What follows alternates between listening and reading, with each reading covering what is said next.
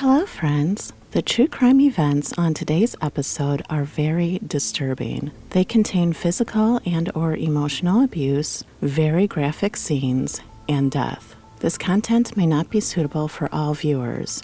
Feel free to skip this video if necessary, and always put your mental health first. Christmas time is known as the best time of the year. Giving, kindness, and gathering with loved ones are an integral part of this joyous season. However, the following events have turned these families' joyous season into unspeakable horror and a lifetime of pain. Ronald Gene Simmons Sr. was born on July 15, 1940. His father passed away when he was 3 years old, and his mother remarried within a year to a serviceman. Ronald seemed to follow in his stepfather's footsteps when he dropped out of high school in 1957 to join the military. He met his wife, Barsabe Rebecca Ulabari, or otherwise known as Becky, in 1957, and they married on July 9, 1960. Ronald retired from the military on November 30, 1979, with a rank of Master Sergeant. Over the next 18 years, the couple had 7 children together. On April 3, 1981, Ronald was being investigated by the Cloudcroft, New Mexico Department of Human Services for allegations that he had fathered a child with his 17-year-old daughter, Sheila, whom he had been sexually abusing. Fearing arrest, Ronald fled New Mexico in late 1981 with his family and took up residence on the 13-acre tract of land north of Dover, Arkansas that they would dub Mockingbird Hill. The residence did not have a telephone or indoor plumbing since it was constructed of 2 older model mobile homes joined to form one large home. It was surrounded by a makeshift privacy fence, which was as high as 10 feet tall in some places. As a result of the home's lack of plumbing, Ronald ordered his family to dig 3 cesspits. Ronald worked a string of low-paying jobs in the nearby town of Russellville.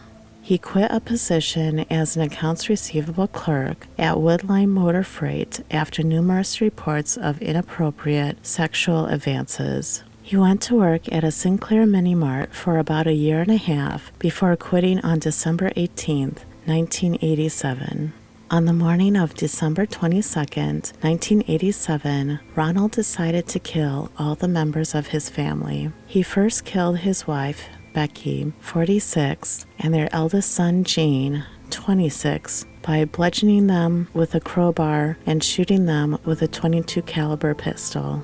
He then killed his 3-year-old granddaughter, Barbara, by strangulation. Ronald dumped the bodies in one of the cesspits he had forced his children to dig previously. Ronald then waited for his other children to return from school for Christmas break. Upon their arrival, he told them he had presents for them but wanted to give them one by one.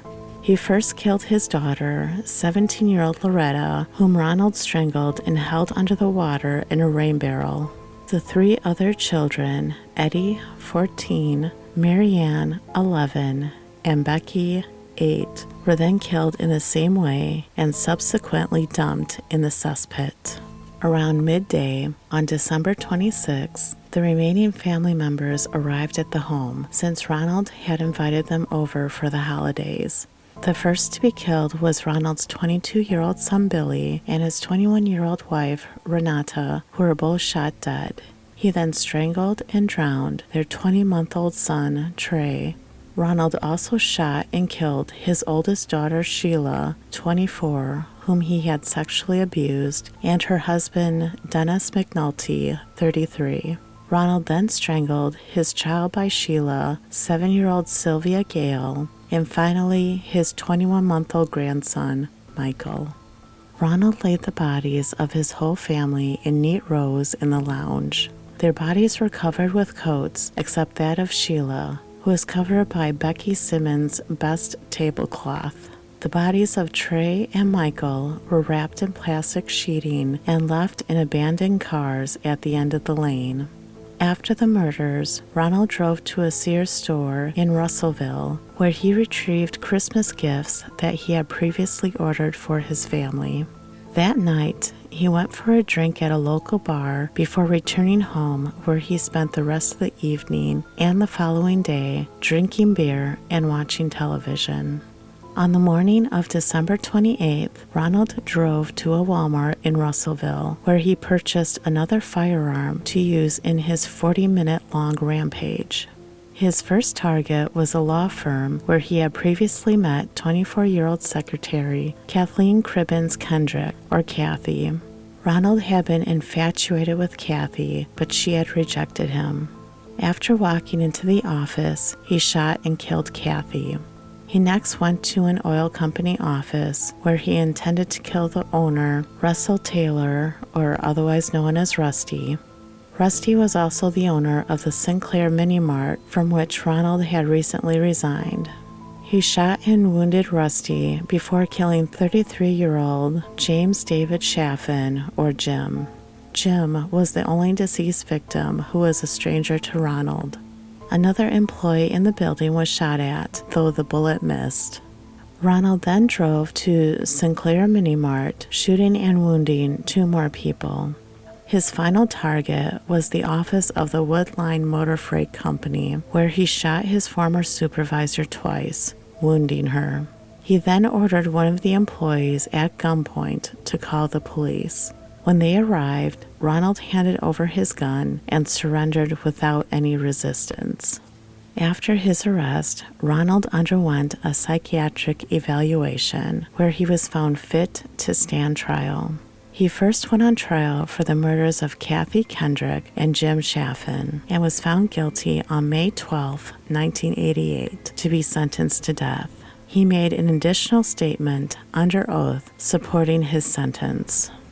I, Ronald Gene Simmons Sr., want it to be known that it is my wish and my desire that absolutely no action by anybody be taken to appeal or in any way change this sentence.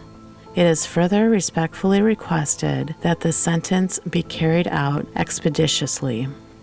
He next went on trial for the murders of his 14 family members and was found guilty on February 10, 1989, again being sentenced to death by lethal injection. As to motive, a family friend told investigators that Ronald's wife had been saving up money to divorce Ronald when the killings happened. During the trial, Ronald had to be removed from the courtroom for punching the prosecutor and trying to grab a deputy's handgun after the prosecutor had introduced a letter between Ronald and his daughter Sheila, in which Ronald expressed anger that Sheila had revealed that he was the father of her child and that he would see her in hell. He refused to appeal his death sentence, stating, "To those who oppose the death penalty, in my particular case, anything short of death would be cruel and unusual punishment." The trial conducted a hearing concerning Ronald's competence to waive further proceedings and concluded that his decision was knowing and intelligent. While on death row, Ronald had to be separated from other prisoners as his life was threatened constantly. This was because he refused to appeal his death sentence. The other prisoners believed Ronald was damaging their chances of beating their own death sentences. On May 31, 1990, Arkansas Governor and later President Bill Clinton signed Ronald's execution warrant, and on June 25th, he died by the method he had chosen, lethal injection, in the Cummings unit. None of his surviving relatives would claim his body, and he was buried in a plotter's field in Lincoln County, Arkansas.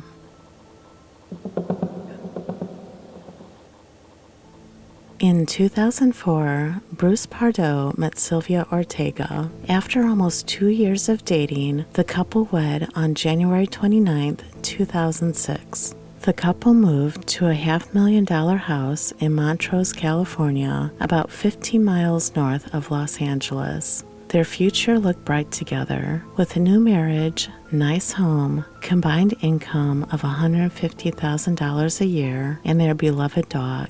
Despite what things looked like to others, their marriage started breaking down quickly. Sylvia had 3 children from previous relationships, and although Bruce seemed close to Sylvia's daughter, there is no mention of his relationship with her other 2 children. The marriage quickly fell apart within the first year over financial issues and Bruce refusing to open a bank account with Sylvia or to take care of her 3 children financially.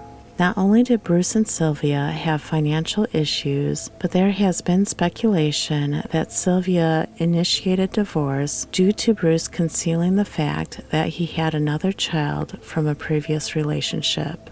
Throughout the marriage, Sylvia brought in $31,000 a year working at a floral breeding company in El Monte, her 3 children, and all the furniture. Bruce brought in $122,000 a year as an electrical engineer, and the couple built a savings nest egg of $88,500 in under 2 years.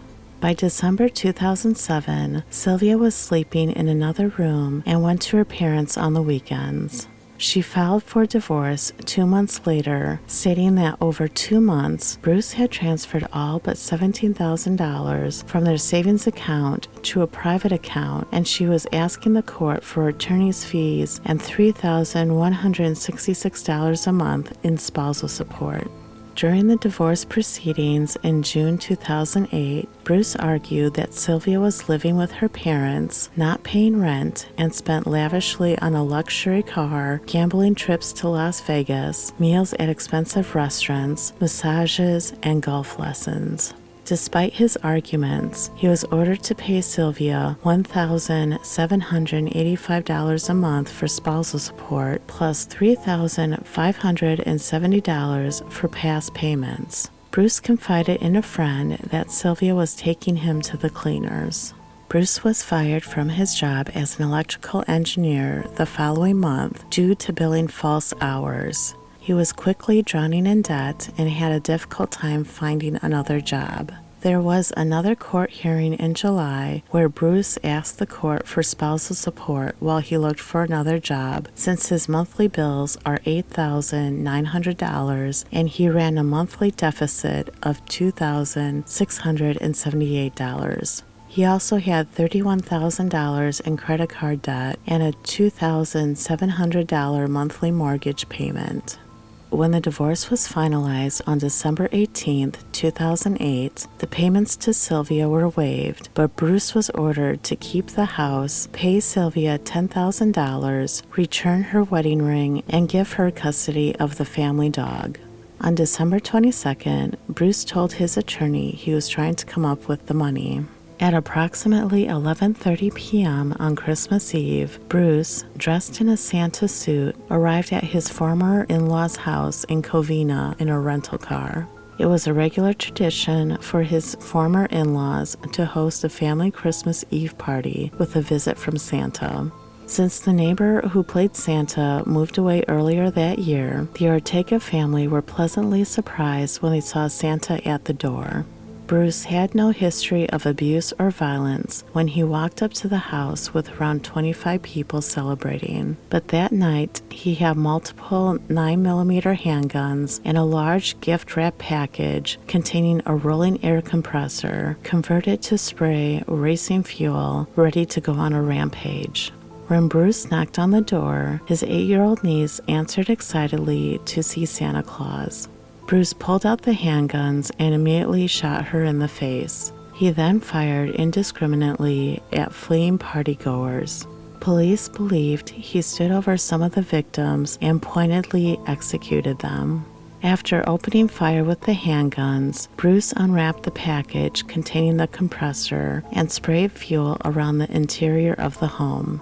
Police believed that the fire was intended to be ignited with the flare, but when the fuel contacted an open flame in the house, there was an explosion. People were jumping out of windows from both the first and second floors to escape the bullets and flames. One family member broke her ankle when she jumped out of the second-story window. Fleeing family members were shouting that someone is killing their family and to call 911. One of the survivors made it to a neighbor's house where she called police and identified Bruce as the likely suspect. Since Bruce used racing fuel, the fire was extremely difficult to control due to the heat and how large it spread. The flames were 40 to 50 feet tall, and it took 80 firefighters an hour and a half to extinguish it. A total of 9 family members were killed and 3 were injured. The bodies were so badly burned and charred that it took dental and medical records and x-rays to determine their identity and if they died from the shooting or the arson. It was later determined that the victims were his ex-wife Sylvia, 43, Sylvia's parents, Joseph Ortega, 80, and Alice, 70, her older brother, Charles Ortega, 49, and his wife Sherry, 45, her older brother James Ortega, 51, and his wife Teresa, 52, her older sister Alicia Ortega, 46, and Alicia's son, Michael Ortega, 17. After the attack, Bruce put on his street clothes and drove his Dodge Caliber rental to his brother's house approximately 30 miles away from the crime scene. He parked the car a block away from his brother's house, and his brother was not home at the time. It was initially believed that Bruce intended to flee to Canada by plane as he bought an airline ticket to a flight on Air Canada. However, it was discovered the flight was from Los Angeles to Illinois. He parked the car a block away from his brother's house, and his brother was not home at the time. Bruce called his high school friend days before, stating he was planning a visit, but investigators are unsure if he intended to go to Illinois or if the flight was to throw investigators off track.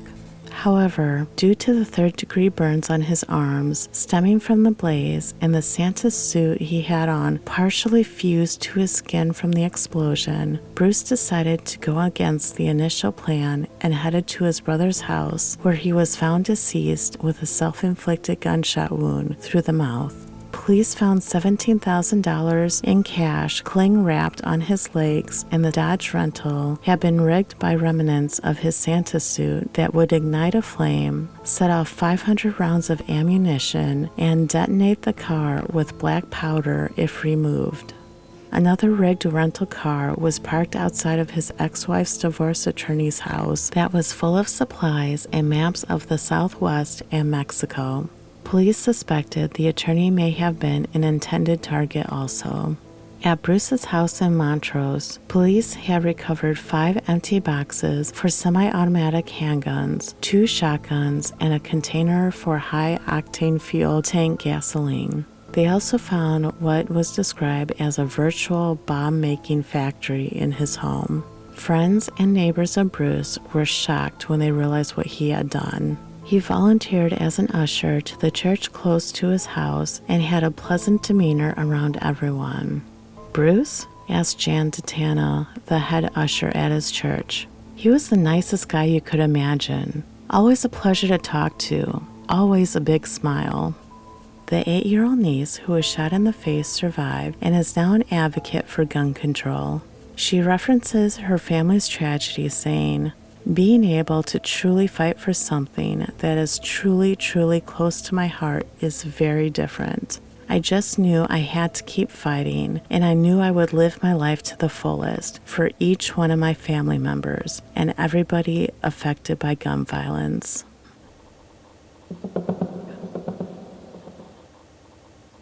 Shortly before Christmas 2010, 15-year-old Kristy Bamu and his 4 siblings traveled from their home in Paris to East London to visit their older sister, Magali Bamu, 29, and her 28-year-old boyfriend, football coach Eric Bakubi, for the holidays. During their visit, Eric accused that all the visiting siblings were witches. Since Eric had brain damage and grew up in Congo, he had strong beliefs of Kindoki, or witchcraft, and was convinced the younger siblings brought Kindoki into Eric and Magali's home and was there to kill them. Eric physically abused all 4 siblings, but after Kristy wet his pants after being refused to use the bathroom, and the 4 siblings admitted to Eric that they were witches, his rage turned towards Kristy. He decided to exorcise Kristy.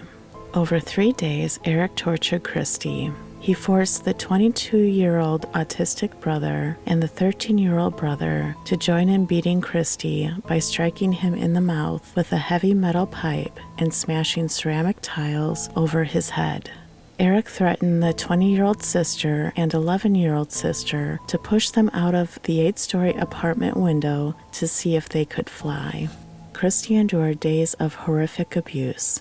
His teeth were knocked out, a metal pipe was shoved in his mouth, his ears were twisted with pliers. He was also attacked with a claw hammer, chisel, bottles, knives, and sticks by Eric and Magali. While the other siblings looked to their oldest sister in horror, she encouraged Eric to beat Kristy until he eventually confessed to witchcraft. However, the abuse Kristy endured continued despite his confession. Kristy begged to die, and his limbs were broken. On Christmas morning, Kristy was brought to the bathtub for a ritual cleansing where he died from drowning. Eric proceeded to call the parents and told them to get the siblings out of the house or he was going to kill them, but Kristy was already dead. During the murder trial, the jury heard the details of the unthinkable abuse Eric and Magali inflicted on Kristy and the other siblings. The second oldest sister, Kelly, who was 21 at the time of the trial, testified to the court. It was as if they were obsessed by witchcraft. They decided we had come there to kill them. Kristy asked for forgiveness. He asked again and again. Magali did absolutely nothing. She didn't give a damn. She said we deserved it. Kristy had sustained a total of 130 separate injuries and died from a combination of being beaten and drowning when he slipped into a bath Eric ran. Prosecutors said the horrible torture and abuse Kristy suffered amounted to a prolonged attack of unspeakable savagery and brutality. Prosecutor Brian Altman said, "In a staggering act of depravity and cruelty, they both forced the others to take part in the assaults upon Kristy. As Kristy's injuries became more severe, he even pleaded to be allowed to die. Kristy was killed in the name of witchcraft. It is very hard to believe in this day and age anyone can believe someone was practicing witchcraft." The defense argued that Eric had been mentally ill when he carried out the attacks, as a scan showed lesions on his brain. Both Magali and Eric were found guilty of torture and murdering Kristy. Magali was also convicted on 2 accounts of assault, which her boyfriend had pleaded guilty to. Eric was sentenced to a minimum of 30 years in prison, while Magali was sentenced for a minimum of 25 years. During sentencing, the judge said the case involved serious violence and sadistic behavior. It was prolonged torture involving mental and physical suffering being inflicted before death, he said. Addressing Eric, the judge said, "The belief in witchcraft, however genuine, cannot excuse an assault to another person, let alone the killing of another human being." He told Magali that she did not say sorry at any point during the trial and dismissed the claims that Eric had forced her to attack her brother and her denial of belief in witchcraft. "It is only explicable if you shared Eric Bakubi's belief," he said. "It provides some explanation for what happened, but it does not excuse it." A statement written by Kristy's father, Pierre, on behalf of his relatives and friends, including Kristy's mother, Jacqueline, said that the family had forgiven their son's killers. "We will never forget, but to put our lives back into sync, we must forgive," the statement read out loud outside the court by their lawyer.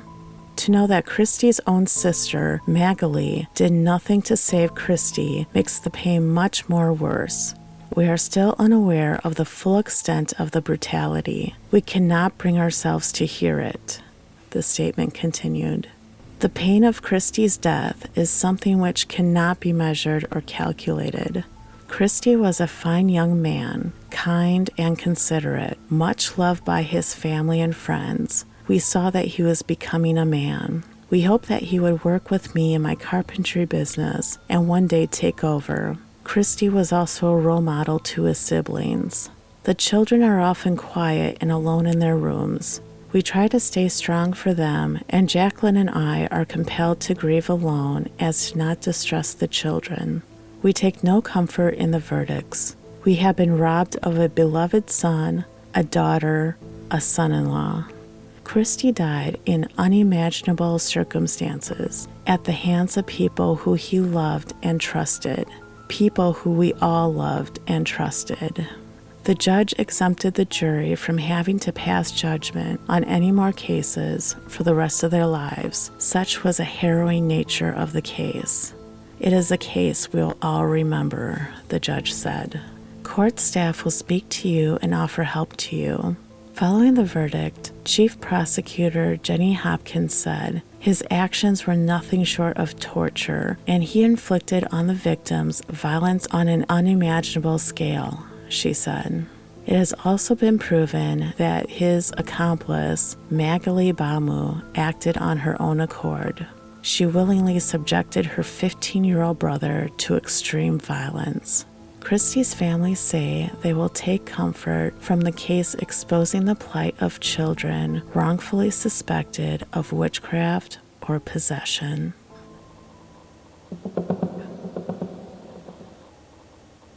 Dock worker William Wallace married mother of two Za'Zell Dominique Preston in Anaheim, California. Za'Zell was known for her bright mind and glowing personality. Her family and friends called her Zizi. She was a talented dancer and a full-time student at Cypress College focused on becoming a domestic violence counselor. One friend and classmate recalled how Zizi lit up the world with her smile and made her friends' problems seem small after seeing her. Zizi was a member of the Human Services Club at her college and had a love for helping others. During her marriage to William, he would often get physical towards Za'Zell during their arguments. In 2008, William served 45 days in prison due to the physical abuse he inflicted on Za'Zell. Za'Zell decided to stay with William, and in 2011, she became pregnant with their first child together. On one occasion, a relative had gone over to Za'Zell's home to visit her, only to find Za'Zell, who was pregnant at the time, wandering the streets in a daze from a particularly bad beating to her head. Despite their marital problems, Za'Zell deeply loved her husband and didn't want their marriage to end. On her Facebook page, her profile picture showed the two kissing with the caption, "Lovebirds for life." 26-year-old Za'Zell gave birth to her third child in late 2011. However, a new baby in the house didn't change 30-year-old William's behavior towards Za'Zell. In December 2011, with a few weeks left before Za'Zell graduated college with a degree in domestic violence counseling, where she had hoped to become a counselor and help other abuse victims, her husband and her got into a heated argument while leaving a neighbor's Christmas Eve party in Anaheim. When the neighbor looked out of the window a few minutes later, they seen William pick up what appeared to be a body by the front gate. The neighbor wasn't particularly concerned and just believed it to be a drunk individual being helped into their home. Once inside their apartment, the argument continued. Za'Zell attempted to flee the apartment at one point, but William caught her and dragged her back inside. As the argument escalated and became physical, William threw Za'Zell onto a glass table, shattering it. According to Za'Zell's 8-year-old daughter, she had to help William pick her mother up and take her into the bathroom, where she helped to pull out shards of glass from her mother. Za'Zell hit her head on the toilet after William dropped her in the bathroom. Her 8-year-old daughter went back to bed, and William laid Za'Zell in their bed.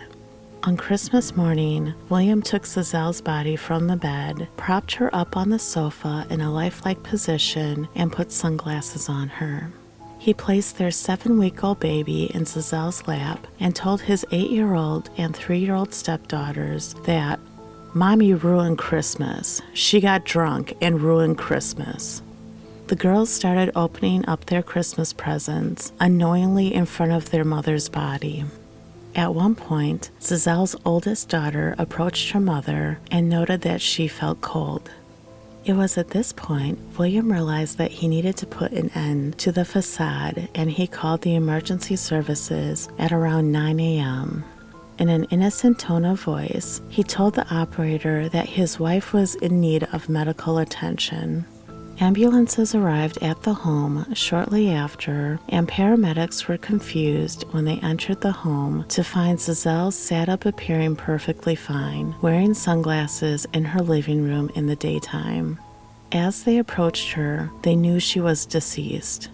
William claimed Za'Zell had injured herself when she fell through the glass table while she was drunk. The paramedics didn't believe him and called the police. Police searched the couple's apartment, found various blood spots all over the home, as well as multiple holes that had been bashed through the doors and drywall, even a door that was completely knocked off its hinges. William was placed under arrest and incarcerated until his trial. He was placed on a $1 million bond. His attorney, Heather Moorhead, insisted that this was all just a tragic, self-inflicted accident on Za'Zell's part. Za'Zell's family members spoke out in court and said on several occasions William had reached the point of nearly ending Za'Zell's life in the past.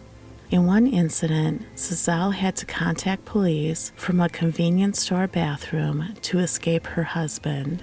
William's fate was sealed when he remarked at one point, "We were drinking, and during the argument, I tossed her around a little bit." A representative from a local women's shelter came forward and said that Za'Zell had attempted to flee from her husband multiple times, and even implied that at the time of her death, she was in process of trying to get away from him for good. As part of his sentence, William was given credit for the more than 9 years he had already spent behind bars while awaiting trial, without elaborating on why the trial was delayed for so long. Seidel Preston, Za'Zell's mother, said at the sentencing hearing, "He beat and tortured my daughter and at the same time mentally assassinated her children. He showed her no mercy. Let's show him no mercy." Seidel Preston became the guardian of her daughter's 3 children, a 7-week-old son she had with her killer, as well as her 3-year-old and 8-year-old daughters from a previous relationship. Jurors were not convinced that Za'Zell's death had been an accident. In June of 2021, after over 9 years, William was convicted of second-degree murder and sentenced to 15 years to life. Thank you, friends, for joining me today. If you enjoyed the stories on this episode, please like, subscribe, and hit the notification bell to be alerted to all future content. If you have a story you would like me to read, feel free to email me your submission for a chance to hear your story on a future episode. If you would like to support this channel, please join for bonus and members-only content. Thank you again, friends, for your love and support. I'm Avarea, and until next time, take care.